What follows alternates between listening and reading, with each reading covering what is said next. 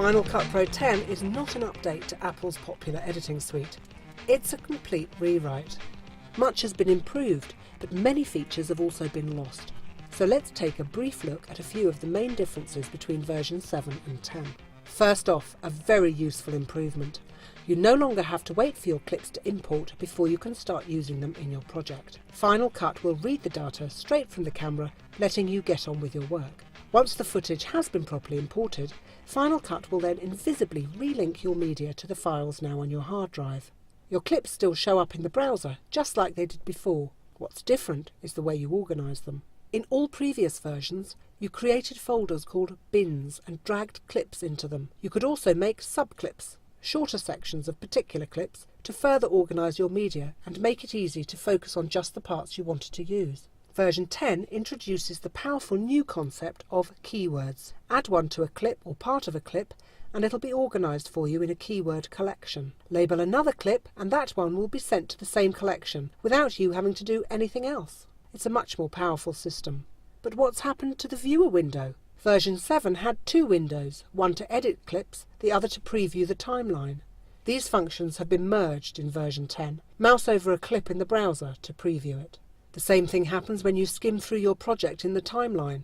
So where are all the tools from the viewer window? Most of them are still there in the Inspector section. The Video tab contains most tools from the Viewer's Motion tab. Some are missing, and a couple of new ones have been added as well. And if you were used to getting to composite modes by control-clicking on a clip, you'll have to remember to access them from the Inspector from now on. As before, you can keyframe most parameters, but there's been a significant change. In the previous version, you could add a keyframe, move the playhead to another point, alter the parameter, and another keyframe would have been added for you automatically. Now you have to add a keyframe before you change a value, whether one already exists or not, which isn't as efficient as it used to be.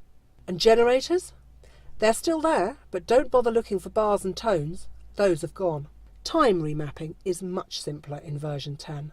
That obscure graph with speed measured by how steep the curve was, up for faster and down for going backwards in time, is now history. Now everything is done in the timeline with simple menus. You can even select a portion of your clip and drag its handle to speed it up or slow it down. Colour correction has completely changed too. In the past you had access to 3 colour wheels to affect different parts of your image. Now there's a colour board, broken down into colour, saturation and exposure. The video scopes are much better, and they now display properly while playing back your project. On the downside, a crucial function, which showed you if your clip was within broadcast range by displaying green or red zebras, is no longer available. Audio meters used to be here, but now they're here. You can also see the audio waveform straight from the timeline, but what's even better is that altering the volume changes the waveform and you can now see at a glance which parts are peaking. Anything red is too loud.